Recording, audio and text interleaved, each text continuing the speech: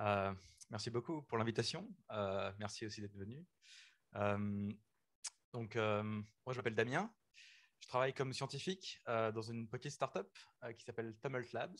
Euh, je vais vous expliquer un peu ce qu'on fait euh, à Tumult Labs.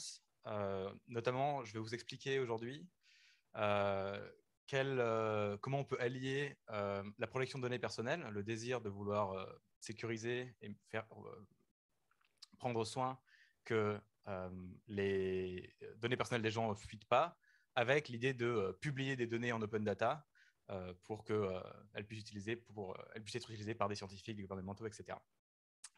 Notamment, je vais vous parler de comment on peut essayer de résoudre ces problèmes, ou en tout cas de raisonner à propos de ces problèmes, en utilisant un concept que je vais expliquer qui s'appelle la confidentialité différentielle.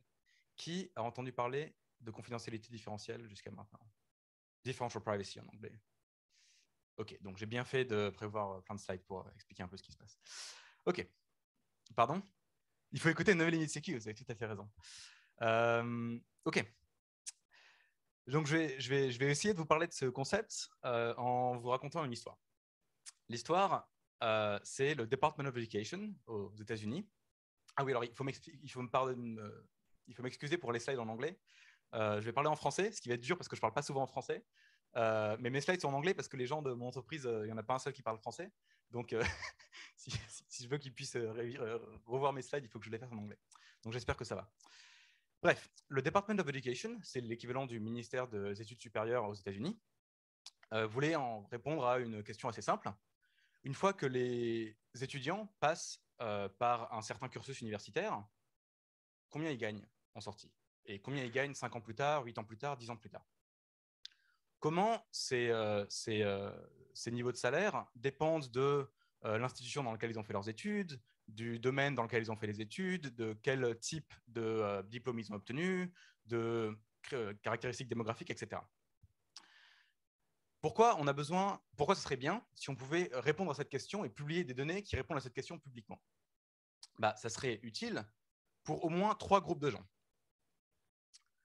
Le premier, c'est les économistes et les gens qui font des sciences sociales. Ils peuvent utiliser ces données pour étudier les changements, les progressions du marché du travail et la relation entre les études et le marché du travail en sortie.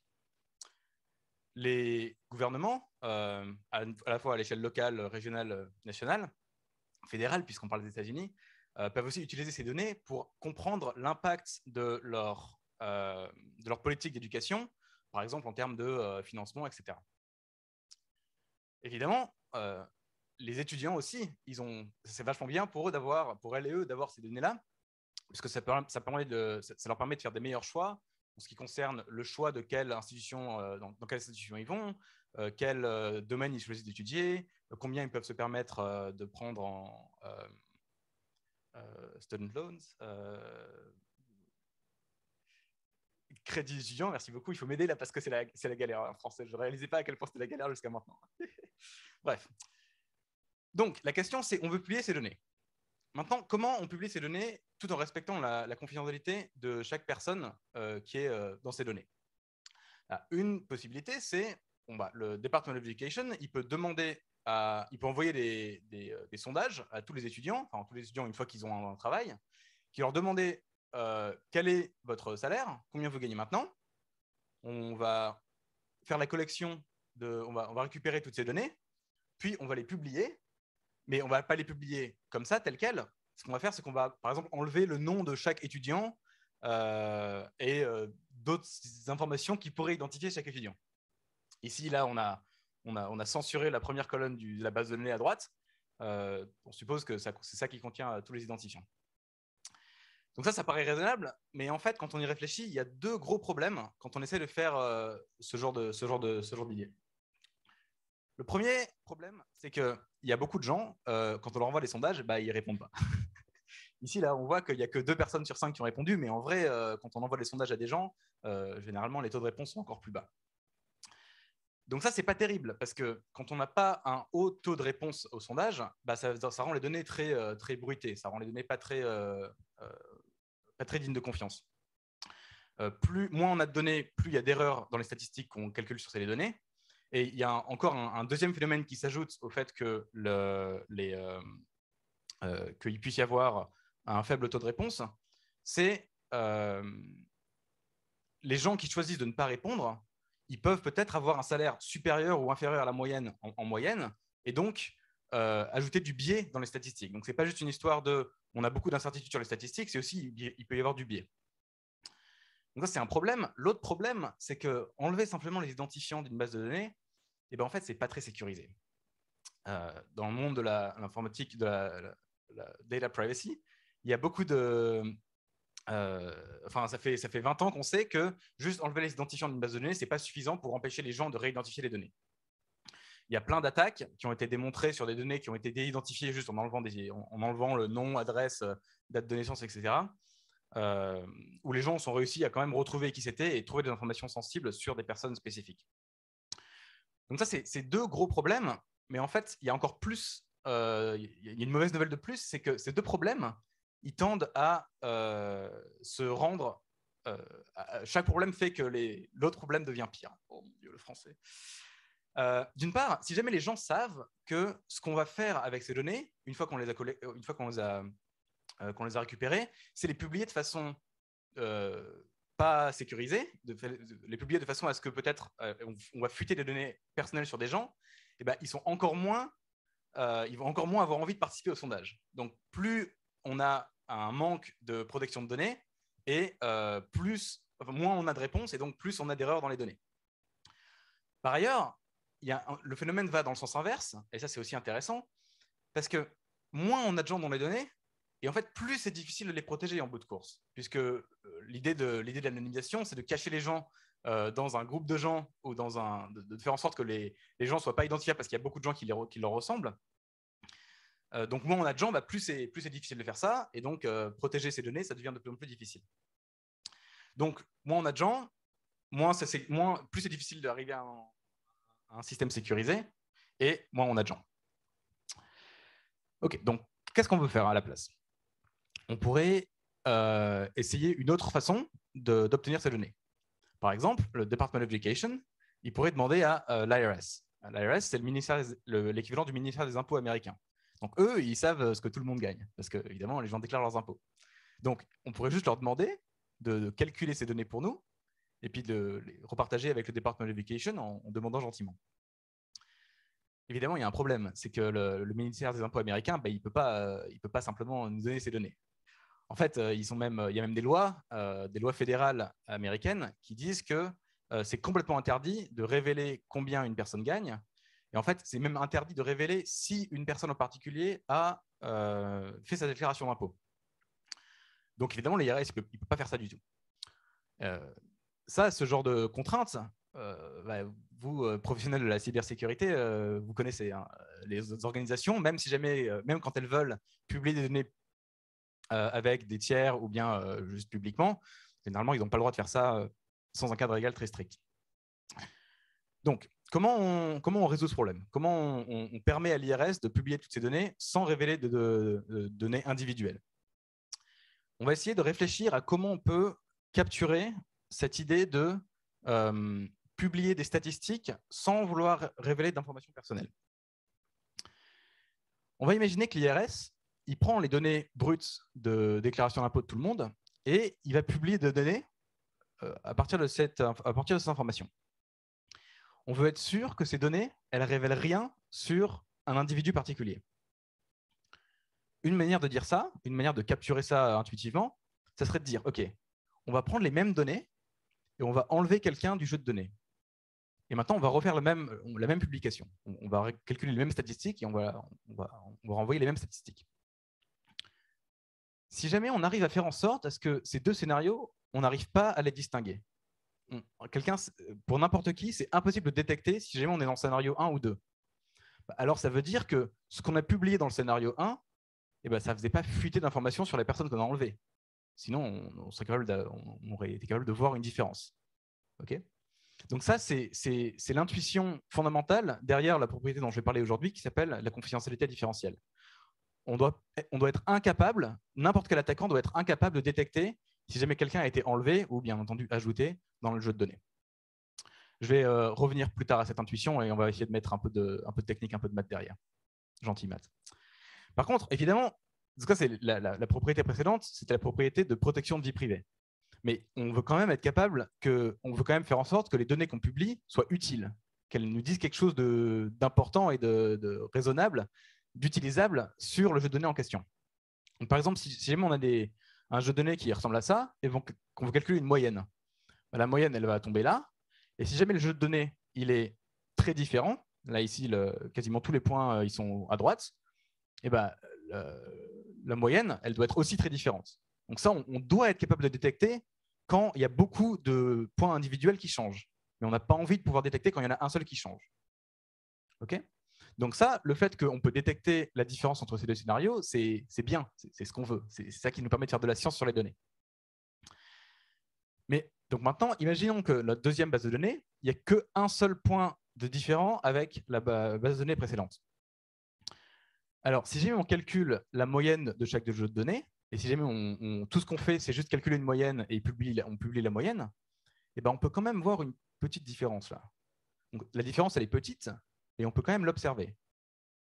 Donc, quelqu'un qui peut utiliser plusieurs statistiques, si jamais on publie beaucoup de statistiques sur le même jeu de données, eh ben, quelqu'un pourrait essayer de se retrouver dans un scénario comme ça où il y a une très faible différence entre les jeux de données qui sont publiés et grâce à ça, trouver des informations qui sont associées à une personne en particulier.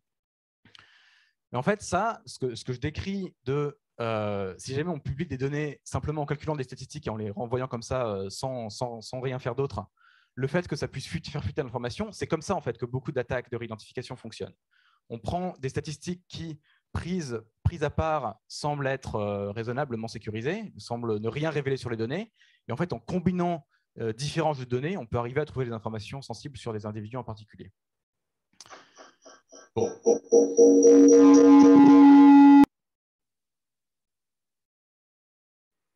1, 2. Bon. Donc, c'est un problème. Comment on résout le problème? L'intuition, c'est qu'on va, à la place de renvoyer la moyenne exactement des jeux de données, on va ajouter un peu de perturbation au résultat qu'on renvoie. À la place de renvoyer le résultat exact, on va lancer un dé et on va ajouter le résultat du dé au nombre qu'on publie pour qu'il y ait un peu d'incertitude sur le nombre exact qu'on voulait renvoyer. Ça, on appelle ça du bruit. On ajoute du bruit, on dit qu'on ajoute du bruit dans des données. Ça fait que notre algorithme là, de publication de données, il devient aléatoire. Il y a un aspect d'aléa qu'on ajoute. Si jamais on utilise le même algorithme plusieurs fois sur le même jeu de données, eh ben on va obtenir des résultats différents. Mais l'avantage, c'est que chaque résultat qu'on obtient dans le scénario 1 en haut, eh ben, on aurait aussi pu l'obtenir dans le résultat en bas. Et donc, c'est ça qui rend ça plus difficile pour un attaquant de détecter la différence entre ces deux choses-là. C'est cette perturbation.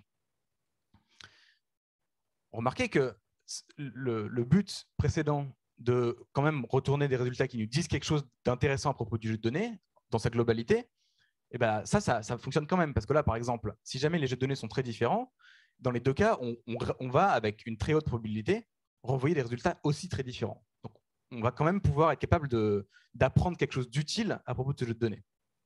C'est ça qu'on voulait faire. Donc, il y a évidemment un compromis à faire.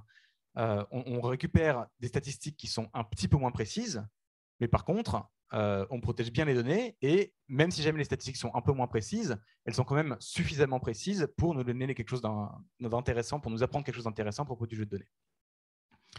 Donc ça, cette idée d'ajouter du bruit pour faire en sorte qu'on ne puisse pas détecter des petits changements dans les données, c'est l'idée derrière cette notion qu'en français on appelle la confidentialité différentielle. Donc la confidentialité différentielle, ça, c'est simplement la formalisation mathématique de cette idée-là. Ça a plusieurs avantages assez phénoménaux, c'est pour ça qu'on aime beaucoup ça, c'est pour ça que je travaille dessus.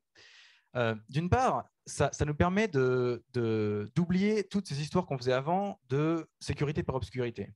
Avant, dans le monde de l'anonymisation du jeu de données, c'était assez standard de faire des choses sur les données, d'enlever certaines caractéristiques, de décider de ne pas publier des choses, peut-être d'ajouter un peu de bruit. Mais on ne disait jamais exactement ce qu'on faisait précisément, parce qu'on se disait que si jamais un attaquant sait exactement ce qu'on a fait, alors il va pouvoir utiliser ça pour attaquer le jeu de données. L'avantage de la confidentialité différentielle, c'est qu'on n'a plus besoin de faire ça. C'est un peu comme du chiffrement open source. On sait comment les algorithmes fonctionnent, et le fait de savoir comment les algorithmes fonctionnent, ça ne change rien au fait qu'on a une forte propriété de sécurité. Un deuxième avantage assez chouette, c'est que cette garantie de sécurité, on peut la quantifier.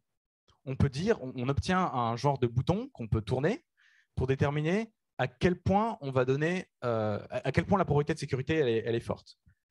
C'est un petit peu, pour les gens qui sont plus familiers avec des histoires de chiffrement, par exemple, c'est un peu comme le nombre de bits de chiffrement, mais c'est quand même assez différent parce qu'il s'agit moins de dire de combien de ressources un attaquant a besoin pour retrouver les données, et plus de dire quelle est la quantité d'informations probabilistes qu'un attaquant peut récupérer. Je vais parler un peu plus de ça plus tard. Le troisième avantage assez phénoménal, c'est que la confidentialité différentielle, c'est une propriété qui compose. C'est-à-dire que si jamais je publie des données avec un certain epsilon, epsilon, c'est comme ça qu'on dit, c'est comme ça qu'on quantifie cette propriété. Si jamais plus epsilon est bas et mieux c'est. Donc si jamais je publie des données avec un certain epsilon une fois, puis une seconde fois je publie autre chose sur les mêmes données, eh ben, je peux dire que les deux publications de données ensemble, elles satisfont aussi la confidentialité différentielle. Et on peut même calculer leur garantie, on peut quantifier leur garantie en fonction de la garantie des précédentes. Donc ça, c'est vachement bien pour deux raisons. D'une part, ça permet de pouvoir faire plusieurs publications de données sans risquer d'avoir une interaction catastrophique entre différents jeux de données. Ce qui pouvait arriver avant. Dans les autres techniques qui étaient utilisées avant la confidentialité différentielle, c'était toujours difficile de se dire, quand on publie des nouvelles données, est-ce qu'elles ne peuvent pas être combinées de façon bizarre avec les précédentes pour que quelqu'un puisse faire des choses, puisse réidentifier des gens. C'est aussi bien d'un point de vue ingénierie, parce que ça permet de faire des algorithmes qui satisfont cette propriété, qui sont très très complexes, juste en assemblant des bouts qui sont plus simples, et ensuite en calculant la somme de chaque propriété de chaque petit bout. Je vous avais promis qu'on allait retrouver un peu cette idée de quantification de façon un peu plus proche, de façon un peu plus claire. Donc, à quoi ça ressemble en pratique? Reprenons cette intuition plutôt là, où on a envie d'enlever quelqu'un de la base de données et d'arriver à d'être sûr qu'un attaquant est incapable de détecter le changement entre les deux. Donc, l'idée, c'est qu'on va capturer cette propriété en disant que chaque résultat qu'on peut obtenir avec la première base de données, eh ben, on peut aussi l'obtenir avec l'autre base de données avec une probabilité similaire. Okay. C'est-à-dire que tout ce qui aurait pu arriver dans le scénario 1, ça aurait aussi pu arriver dans le scénario 2 avec à peu près autant de chances. À peu près autant de chances, en fait, c'est généralement pas quasiment vraiment très proche. Par exemple, on peut dire que c'est chaque résultat qu'on obtient en haut, on peut l'obtenir avec une probabilité qui est au pire 2 fois plus grande ou 2 fois plus petite, mais entre ces deux limites. Ça correspond à epsilon approximativement 0,7. OK. Donc, si jamais on essaie de faire ça, de prendre cette propriété et qu'on essaie de publier une information assez simple, par exemple, qu'on compte le nombre de gens dans cette salle qui ont, je ne sais pas, les yeux verts. Supposons que, alors évidemment, je pensais qu'on sait plus aujourd'hui, donc j'espère qu'avec les gens sur Zoom, ça a du sens. Supposons que la valeur réelle du nombre de gens qui ont les yeux verts dans cette salle soit 100. Donc, on a dit que notre algorithme, il était randomisé. Il y avait de l'aléa dedans. Donc, ça veut dire qu'on va retourner, on va publier la valeur 100 avec une certaine probabilité. Donc, pas tout le temps, mais de temps en temps, on va quand même obtenir la vraie valeur par chance. Maintenant, si jamais la vraie valeur, c'est 101, donc sur l'autre base de données, eh ben, on va aussi retourner 101 avec la même probabilité. Okay, ça veut dire qu'on a ajouté, c'est la probabilité d'ajouter du bruit qui vaut 0. Okay, on a dit que maintenant, quelle est la probabilité de retourner 100 dans le deuxième scénario où la vraie valeur, c'est 101. On veut que cette probabilité, ça soit la plus basse possible. Okay, parce qu'on veut retourner la vraie valeur avec le plus de probabilité possible en termes pour que ce soit le plus utile possible. Mais on est limité par le fait que c'est au minimum la moitié de la probabilité du scénario le plus haut. C'est la propriété qu'on veut vérifier. OK ? Donc maintenant, ça, c'est la probabilité en partant de 101 d'arriver à 100. Donc c'est aussi la probabilité d'arriver à 99 en partant de 100.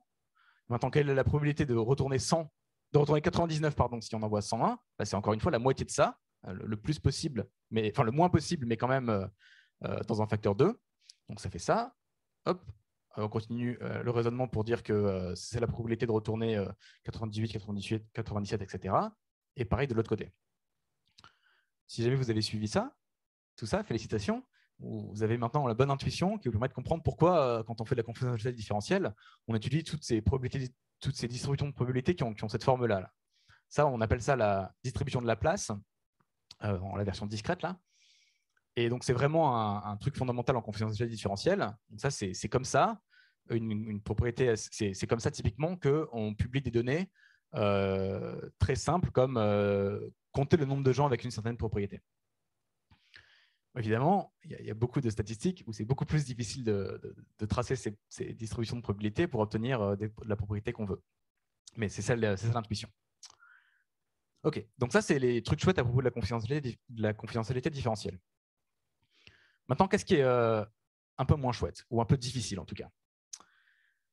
Le premier coût de la confidentialité différentielle, c'est que les gens qui vont utiliser les données, ils n'ont plus trop le droit d'ignorer qu'il y a du bruit dedans. Avant, quand on faisait des choses un peu invisibles, secrètes sur les données avant de les publier, les gens étaient généralement très contents de prétendre qu'il n'y avait rien, que toutes les données elles étaient parfaites. On oublie qu'il y avait des protections de privacy qui ont peut-être modifié les données, on se dit ok, ces données elles sont parfaites et donc on peut les utiliser telles quelles. Maintenant que tout est transparent, c'est un peu plus difficile. Et des fois, on peut obtenir des résultats qui sont un peu absurdes. Des fois, on ajoute du bruit à des tout petites statistiques, on obtient des statistiques négatives alors que ce n'est pas possible, des choses comme ça. Donc, ça veut dire que les gens qui vont utiliser les données, il va falloir leur apprendre à prendre cette nouvelle source d'incertitude en compte. Les gens qui font de la bonne science, généralement, ils prenaient déjà en compte l'incertitude parce que toutes les données sont incertaines. Mais bon, ça, malgré tout, c'est quand même difficile. Une autre difficulté, je vais revenir sur celle-là, c'est que maintenant qu'on a un levier explicite entre la précision des données et la protection des données individuelles, eh bien, il faut choisir la valeur de epsilon, la valeur de cette propriété. Et donc ça, c'est intéressant, et je pense que c'est ça peut-être qui est la partie la plus intéressante vis-à-vis du thème de la journée, c'est qu'avant, les gens qui publiaient des données étaient un peu obligés de se dire, bon, on va dire que ça, c'est à peu près sécurisé, on n'est pas trop sûr, mais on pense, et ça a l'air à peu près utilisable aussi, donc on n'est pas trop sûr, mais on pense. Et en gros, on cache un peu sous le tapis ces questions difficiles de qu'est-ce qui est assez sécurisé, qu'est-ce qui n'est pas assez sécurisé. Donc ça, ce n'était pas terrible parce qu'on n'avait pas de certitude forte que les données étaient vraiment sécurisées, mais en tout cas, ça permettait d'éviter un peu d'avoir à trop y penser. Maintenant qu'on a un nombre qu'il faut choisir la valeur du nombre, d'un coup, ça devient compliqué. C'est un peu de la même façon qu'on ne peut pas ignorer le bruit, on ne peut pas ignorer qu'il faut choisir ça. Et donc, ça veut dire qu'il y a un choix à faire entre ces deux choses. La troisième difficulté, c'est que c'est un peu comme le chiffrement, la confidentialité différentielle. C'est pas très compliqué d'apprendre à quelqu'un qui connaît un peu des maths basiques comment ça marche RSA, mais implémenter RSA en pratique sur un vrai système, c'est compliqué, il y a plein de trucs qui peuvent mal se passer. La confidentialité différentielle, c'est pareil. Il y a plein de choses qui peuvent mal se passer, et pour plein de raisons différentes. Je vais revenir un peu sur ce sujet un peu plus tard. Parlons un peu plus de ce second aspect, de l'idée qu'il faut choisir epsilon en pratique. Revenons à notre idée de tout à l'heure, notre histoire de tout à l'heure du partage de données entre l'IRS et le Department of Education, et essayons d'expliquer comment on peut faire ce genre de choix. Comment on explique à quelqu'un qui n'est pas technique à quoi correspond cet epsilon? Donc l'idée, c'est, on se rappelle que le but de la confidentialité différentielle, c'est d'éviter cette personne-là, l'attaquant, de trouver des choses importantes à propos d'une personne en particulier. On a envie qu'ils ne savent pas qui ne trouve pas d'informations spécifiques à propos d'une personne en particulier. Et à la place, on veut qu'il reste incertain. Comment on peut quantifier ça d'une façon à ce que les gens comprennent la différence entre les deux scénarios? Une de mes explications favorites, c'est... alors ça, j'aurais dû me demander comment ça se dit en français encore. C'est les... Comment on dit quand on fait des paris? La cote de parieur? Ouais. Betting odds, ouais, c'est ça. La cote de paris, c'est comme ça qu'on dit? La cote. OK. Donc, on va imaginer que notre attaquant, en fait, c'est un parieur. Et donc, il veut parier sur le fait qu'il connaît une information spécifique sur un individu. Au début, on va supposer que notre attaquant, il est incertain. Qu'est-ce que ça veut dire d'être incertain? On va dire qu'il est prêt à parier 1 euro pour gagner 1 euro si jamais il a raison. En gros, c'est la même incertitude qu'on lance une pièce, il faut prévoir si jamais ça tombe sur pile ou face. OK. Combien cette cote est-elle autorisée à changer en fonction des deux, une fois que l'attaquant a accès aux données de sortie? L'idée que l'attaquant a appris quelque chose sur les données initiales, on peut capturer ça en disant que maintenant, il a transformé son incertitude en quasi-certitude absolue, et il est tellement sûr que maintenant, il est prêt à parier 100 euros juste pour gagner 1 euro. Donc en gros, maintenant, il a vraiment un très haut niveau de certitude. Alors, tout ça reste probabiliste, mais un très haut niveau de certitude sur les données. Et donc, c'est comme ça qu'on peut capturer ça avec cette idée de cote. À l'inverse, si jamais sa cote ne change pas trop, donc si jamais il est prêt à parier peut-être maintenant pas 1 euro, mais peut-être 1,1 € pour gagner 1 euro, et ben on se dit que ça va. Il était incertain au début, maintenant il est un peu moins incertain, mais quand même toujours incertain.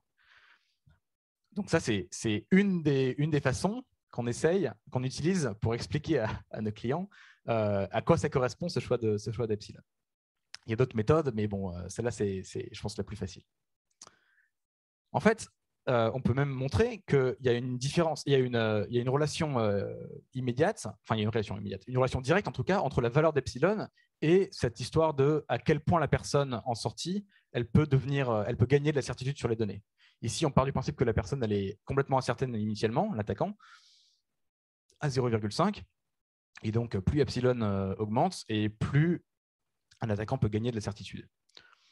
Note que la ligne là, elle a l'air d'aller presque jusqu'à 1, mais ça ne va jamais jusqu'à 100%. C'est-à-dire que même avec un assez gros epsilon, il y a toujours un petit déni plausible qui est possible pour chaque individu. On peut toujours dire, OK, peut-être que tu penses être sûr à 100%, mais en fait, non, tu es sûr à 99% et tu as une petite marge d'erreur.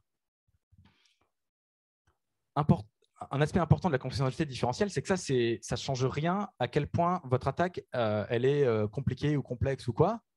Peu importe la quantité à quel point vous avez des gros ordinateurs pour faire des gros calculs, aucune attaque que vous pouvez faire peut dépasser cette ligne en termes de taux de succès.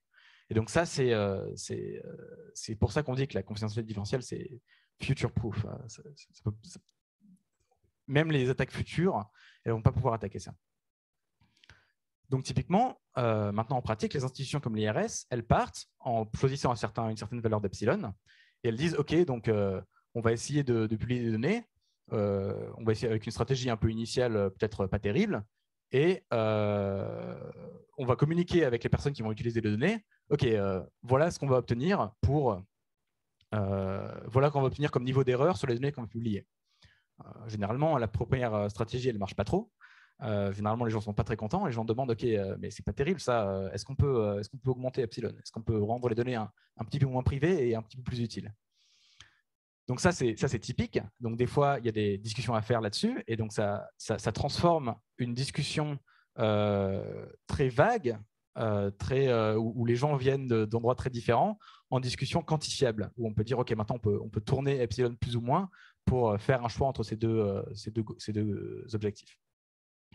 Ça arrive aussi que l'institution dise bah non, en fait, là, nous, c'est pas possible.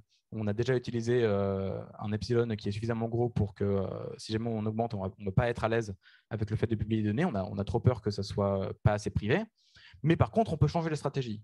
On peut dire, OK, on peut prendre plus du budget, là, du epsilon en total, et on va en mettre plus d'un côté et moins de l'autre. On va faire un trade-off entre les différentes sources d'erreur. Et généralement, ces discussions, ça commence et ça continue pendant quelques semaines, mois parfois. pour optimiser et pour obtenir, à partir d'un certain budget de vie privée, la meilleure propriété possible en termes de précision et d'utilité pour les données en question. Généralement, ce processus, ce qui est très intéressant, c'est que ça permet de découvrir au fur et à mesure ce qui est le plus important pour les gens qui vont utiliser les données. Au début, les gens ils veulent juste toutes les données de façon infiniment précise, tout le temps, partout. Et au fur et à mesure de ce processus, généralement, on dit « Ok, non, on va vraiment vous donner exactement ce dont vous avez besoin et pas plus ». Donc, ça prend du temps, etc. Et il y a plein de choses qu'on peut faire pour optimiser ce processus. Ici, là, j'ai 3 exemples. Donc, j'avais dit qu'on peut prendre epsilon et le budget et entre différentes statistiques qu'on publie, on peut attribuer le budget différemment, donner plus de budget à une statistique en particulier et moins à une autre.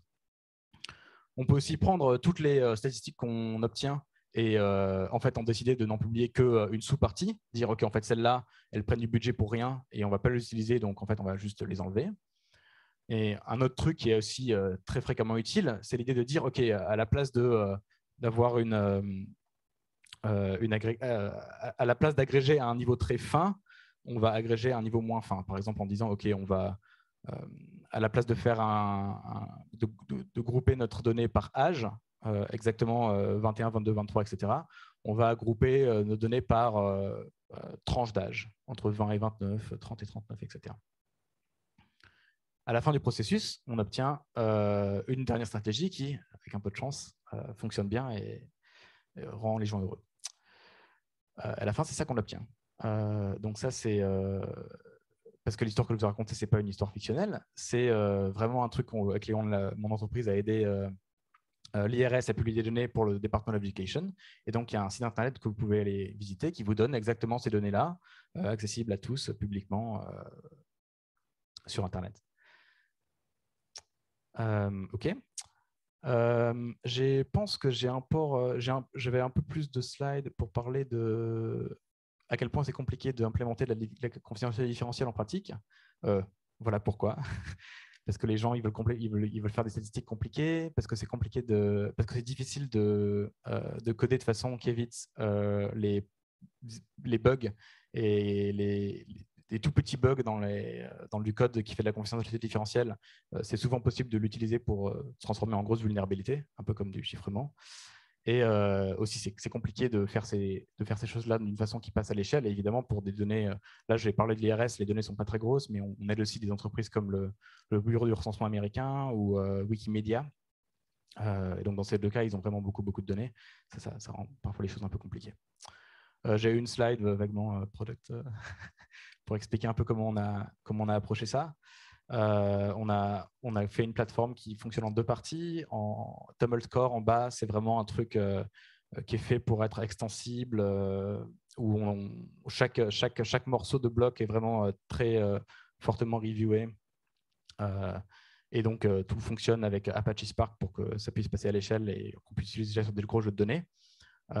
Et donc, l'idée, c'est vraiment que les gens prennent ces briques de Lego qui correspondent à des transformations individuelles sur les données. Et après, le framework se rend compte automatiquement de combien on a dépensé comme budget, etc.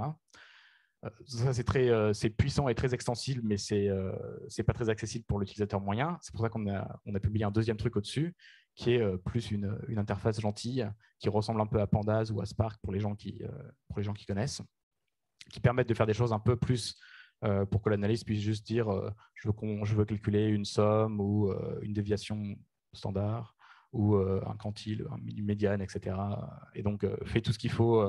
J'ai pas envie de savoir ce qui se passe derrière, juste donne-moi des bonnes statistiques. Et donc, c'est ça que tous nos clients ils utilisent, donc c'est quand même assez puissant. Donc, c'est un product pitch. J'espère que vous m'en voulez pas trop, parce que ça va être open source bientôt, dans 2 mois. C'est tout ce que j'ai. Merci pour votre attention et pour l'invitation à nouveau. Et j'ai hâte d'entendre vos questions. Là, le lien en bas à droite, là, Connect, c'est si jamais vous avez envie de bêta-tester notre plateforme et de trouver des vulnérabilités dedans et de nous dire si on a des gros bugs. Et on embauche des gens en Europe aussi, des scientifiques et des ingénieurs. Rejoignez-nous. Merci beaucoup. Je pense que c'est pas souvent qu'on a des conférences là-dessus, à part si on va chez les cryptopathes. Donc, c'est vraiment super. Est-ce qu'il y a des questions dans l'Assemblée?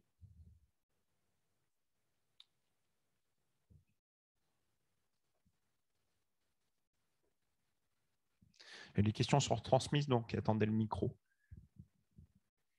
Oui, alors tu dis que ça va être open source, donc c'est écrit dans quel langage? Parce que tu parles de bugs d'implémentation, de complexité. Est-ce que tu veux chercher à faire de la preuve sur ce que vous avez écrit, des choses comme ça, ou est-ce que c'est du Python à l'arrache?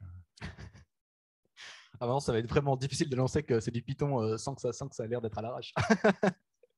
Non, donc toute notre plateforme est faite en Python. Alors, est-ce qu'on veut des preuves de propriété formelle? Oui et non.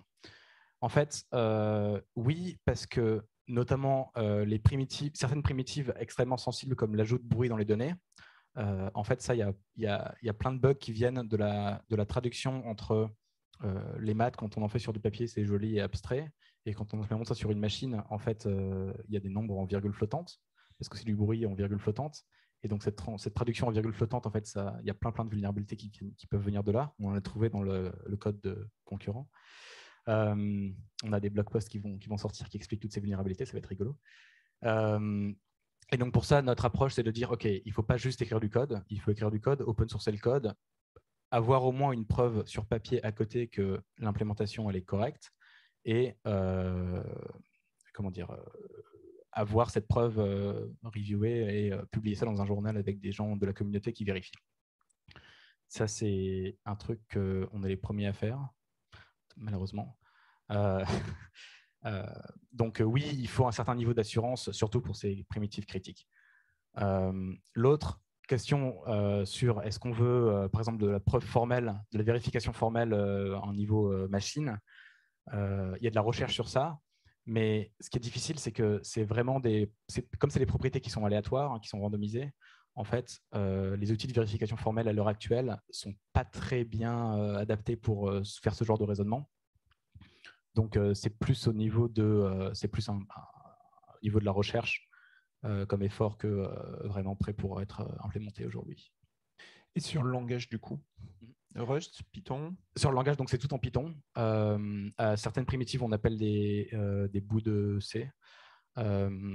Mais en fait, c'est obligé parce que, d'une part, tout est construit sur Spark pour que ça puisse passer à l'échelle. Donc Spark, ça laisse le choix entre Python, Java et je ne sais plus comment ça s'appelle, Java++, je ne sais pas quoi. Une forme de Scala, c'est ça. Merci. Et en fait, tous les gens qui utilisent notre plateforme, en fait, c'est des data scientists, etc. Donc en fait, Python, c'est vachement bien pour eux. Et voilà. Ça permet aussi au code d'être plus facilement analysé par des gens qui sont peut-être experts de confidentialité différentielle, mais pas experts de Rust. Quoi. On a un projet concurrent qui est en Rust. J'ai trouvé des bugs dedans, mais la partie la plus difficile de trouver des bugs, c'était apprendre Rust. Moi, j'ai une petite question là sur tes données. Vous faites des choses sur des données en continu que vous avez, où vous vérifiez en continu les propriétés stats des données que vous faites? Alors, on a des suites de tests qui, par exemple, partent d'un jeu de données et génèrent des données aléatoires en utilisant cette propriété-là plein de fois. Et après, on vérifie que la propriété qu'on ne peut pas détecter un changement, elle est vérifiée en distribution. Donc, on peut vérifier de façon statistique ce genre de propriété. Ça prend du temps, c'est assez cher en termes de temps de calcul. Pourquoi? Parce que comme c'est une propriété qui est faite de façon aléatoire, en fait, il n'y a pas moyen de vérifier juste quand l'algorithme publie des données une fois, si jamais ces données elles satisfont la propriété ou pas. La propriété, comme la propriété elle est fondamentalement statistique, en fait, je peux dire n'importe quoi sur mon algorithme là que je ne vous montre pas, il satisfait la confidentialité différentielle. Ça va être très dur pour quelqu'un de vérifier ça en boîte noire, black box. Sans avoir accès au code source et pour comprendre comment ça marche. Donc oui, on a des tests qui vérifient ça, mais il y a une limite sur à quel point on peut faire ça. J'ai une deuxième question un peu du même type quand même. Donc, ce que tu nous as montré, c'est des gaussiennes. Qu'est-ce que vous faites quand les données ont des structures un peu plus pénibles, on va dire? Alors, c'est une bonne question. Il y a beaucoup à dire là-dessus. Alors, d'une part, il y a deux choses où il faut faire une différence entre les deux choses. Il y a quel type de bruit on utilise pour ajouter du bruit sur les statistiques, donc quelle distribution on utilise là, et quelle est la propriété distributionnelle des données, donc à quoi les données ressemblent quand on les trace sur un graphe. Pour la première partie, en fait, les deux parties sont assez indépendantes. C'est-à-dire que si jamais les données en pratique ne suivent pas du tout une gaussienne, quand on calcule une statistique dessus, on pourrait quand même la rendre confidentielle en ajoutant un bruit qui est différent de la distribution originale. En pratique, la distribution de données sur le jeu initial, ça a surtout une influence sur comment on va utiliser les données en sortie. Donc les statisticiens qui vont regarder les statistiques et en déduire des choses scientifiques sur le jeu de données, ces personnes-là, elles vont devoir prendre en compte, faire des hypothèses sur la forme des données en entrée. Ils vont aussi devoir prendre en compte le bruit qu'on a ajouté. Du point de vue de la confidentialité différentielle, ça ne change pas grand-chose quelle distribution est prise de façon initiale. C'est-à-dire que c'est un peu comme une bonne métaphore, c'est peut-être le chiffrement, où en gros, pour faire du chiffrement, on coupe les données en petits bouts et puis on chiffre par bloc. Et on s'en fiche un peu de ce qu'il y a dans les blocs. C'est un peu pareil, à ceci près qu'il y a certaines formes de distribution qui sont particulièrement difficiles à rendre privées. Par exemple, toutes les statistiques dans lesquelles il y a une personne qui peut avoir une influence très grosse sur la statistique, par exemple une statistique comme quel est le salaire maximum, ou même quel est le salaire moyen sans limite supérieure de salaire. Bon, si jamais Jeff Bezos rentre dans la pièce, d'un coup le salaire moyen il s'envole. Et donc ça, si jamais on veut capturer ce genre de propriété, ça c'est compliqué. Parce qu'on veut pouvoir être capable de cacher chaque individu, y compris les individus qui ne ressemblent pas aux autres. Surtout les individus qui ne ressemblent pas aux autres, en fait. Donc pour ça, on a des techniques un peu plus compliquées où la propriété de ces confidentialités n'est pas exactement la même, etc. Je suis désolé, c'est assez vague parce qu'il y a vraiment beaucoup à dire là-dessus. On laissera les mathématiciens discuter à la pause. Est-ce qu'il y a une dernière question avant de… Oui, Joëlie, je pense que tu peux t'installer pendant ce temps-là.